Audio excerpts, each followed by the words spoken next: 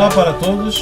O Rav Carlos me deu hoje a possibilidade... Falando da Parashá, oi para todos, falando da Parashá, com o Rabino Meir Carlos e eu, Roni Hadid. Eu, Rabino Roni Hadid. Certo. Não, fala de novo. Ok. Olá para todos, falando da Parashá, com o Rabino Meir Carlos e eu, Roni Hadid.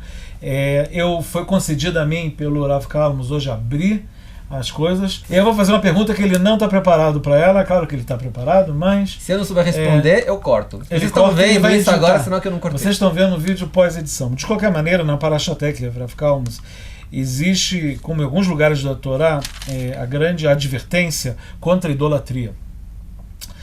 E em relação a isso, existe um castigo que a votiv de vocês vão ser como se fossem exterminados, ou vocês vão ser retirados. E o detalhe na Parashá, a explicação na Parashá e também em outros lugares da Torá, que o povo vai para um exílio.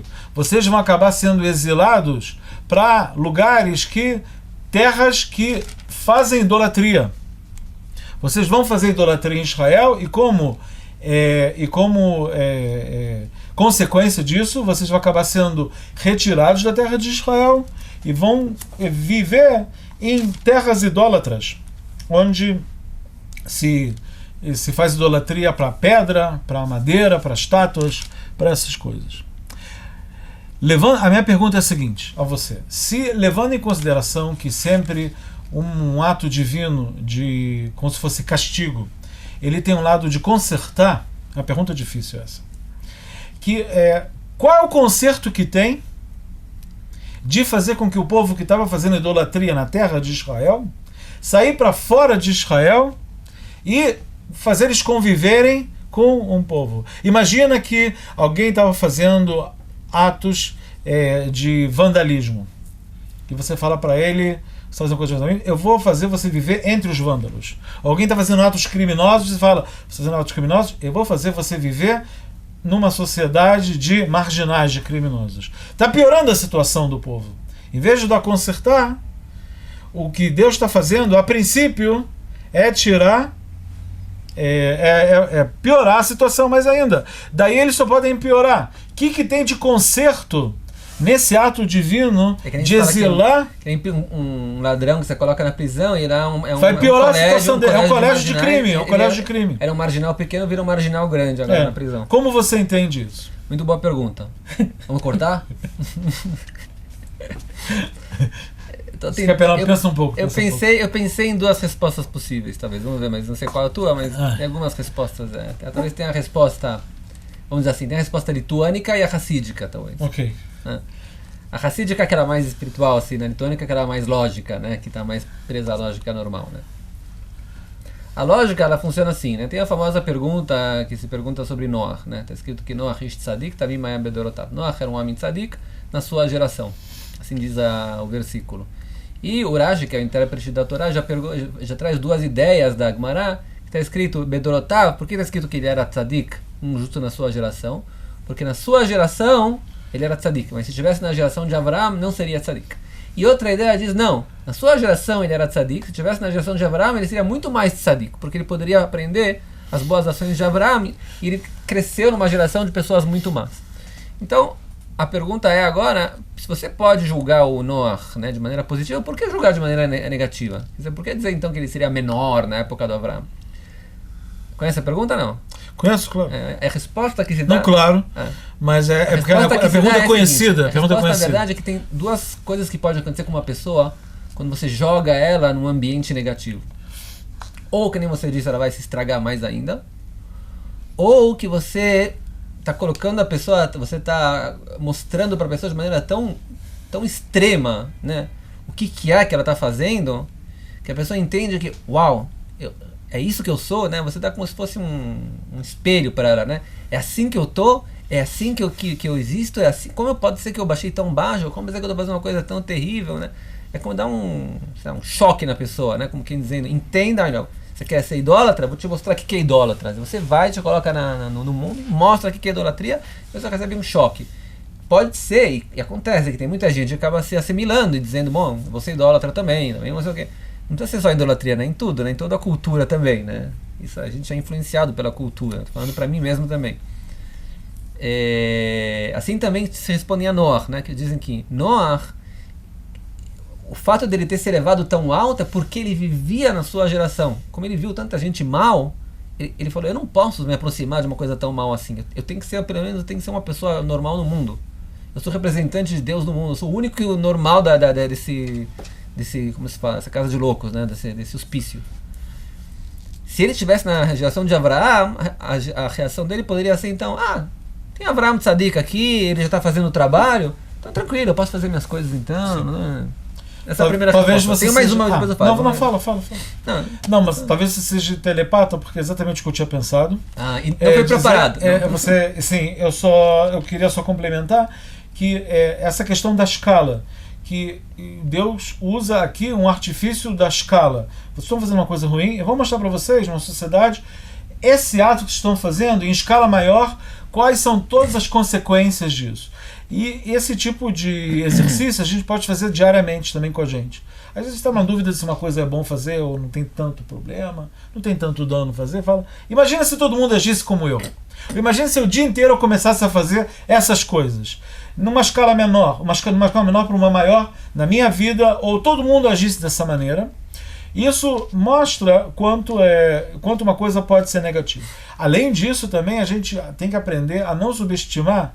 Tudo bem, a gente está em Israel, tudo bem. A gente vai fazer idolatria alguns anos, depois a gente volta a servir a Deus. Não vai ser tanto assim, não. A gente tem que entender que às vezes mesmo atos pequenos, eles têm um dano para a nossa alma ou para a gente e pode levar a gente a chegar a coisas muito piores em outra escala.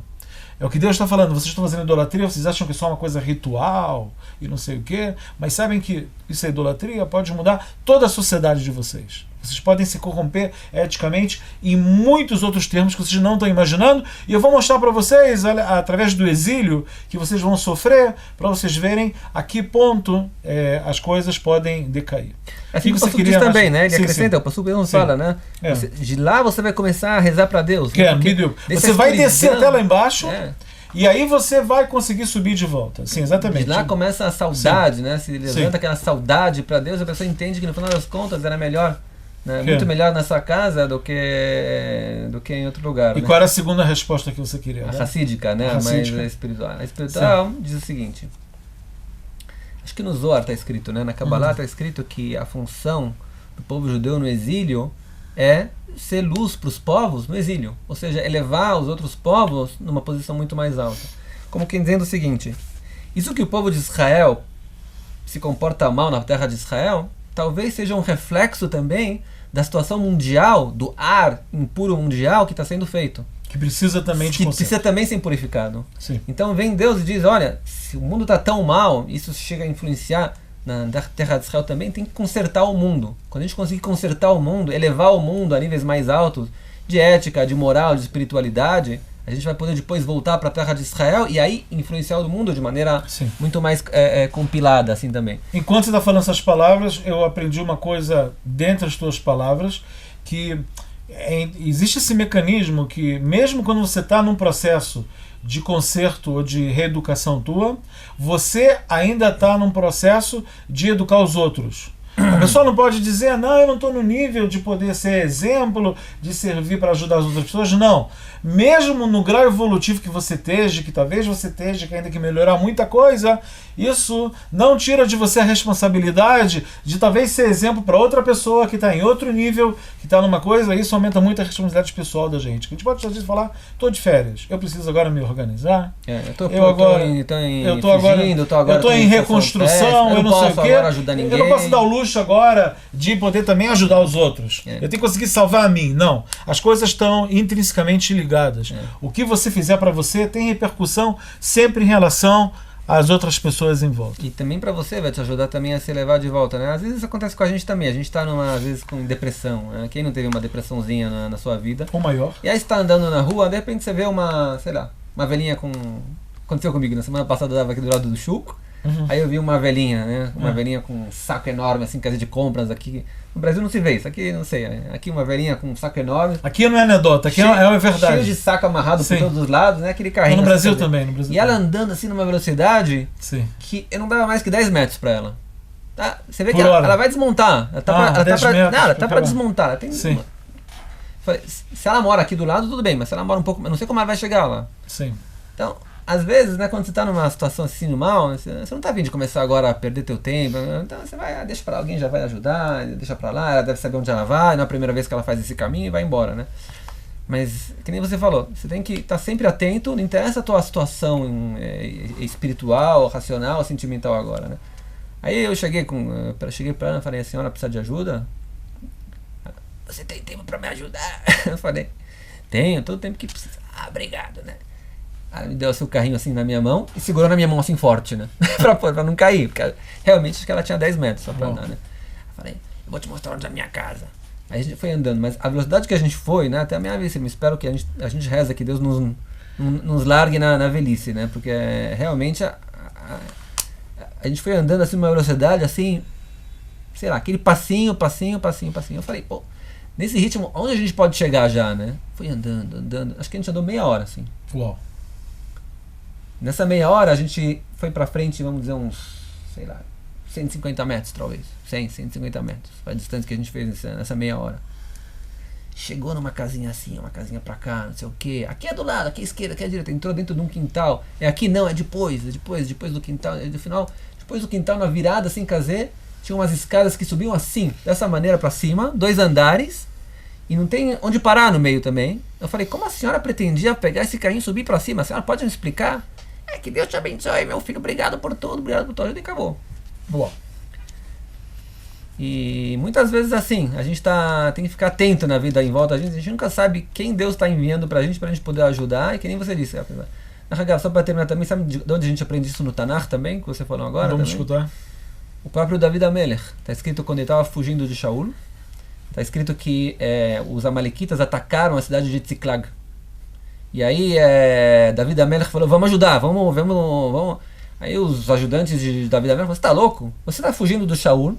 Na hora que você fizer bagunça, você está se entregando, está se expondo, vão te capturar, vão te matar. Você tem que se preocupar com a tua vida agora, você está escapando, você é um refugiário, Sim, é um foragido. Um foragido.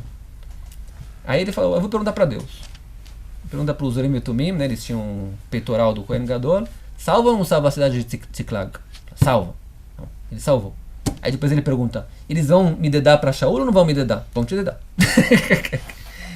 E assim foi, e assim ele escapou de lá, obviamente, a história, o resto é história. Há quem diga que mesmo a palavra em português para responsabilidade, a drachá disso é a capacidade de você responder às necessidades em volta. Quanto você está disposto a poder dar a ajuda, o auxílio necessário no teu ambiente, a responsabilidade, a capacidade de responder. Mas os intérpretes falam nessa parte da vida, Sim. aí a gente aprende que mesmo que uma pessoa está num extremo como David Amelech, escapando, refugiado, não tem tempo para nada, de repente você vê alguém que você pode ajudar, você tem que fazer as contas, quem sabe eu posso ajudar agora, e não ficar falando, né, eu estou numa situação terrível agora, eu não tenho tempo para ninguém, eu não tenho uma situação emocional agora para ajudar ninguém, me deixa tranquilo, eu não posso falar com você, não posso te ajudar. Não, alguém te pede ajuda, isso vai fazer bem para você também. Você entregar, ajudar os outros, vai te tirar também das suas maus sensações que você está agora. Mesmo que o nosso estúdio está sem ar-condicionado, nós estamos gravando aqui sem nenhuma desculpa hoje. Agora você tem que falar para todo mundo Shabbat Shalom. Shabbat Shalom para todos. E que possamos ainda ver muitas vezes aqui com ar-condicionado, se Deus quiser. Não se preocupem, a gente está muito bem. Doações aqui embaixo. Shabbat Shalom. Escolha.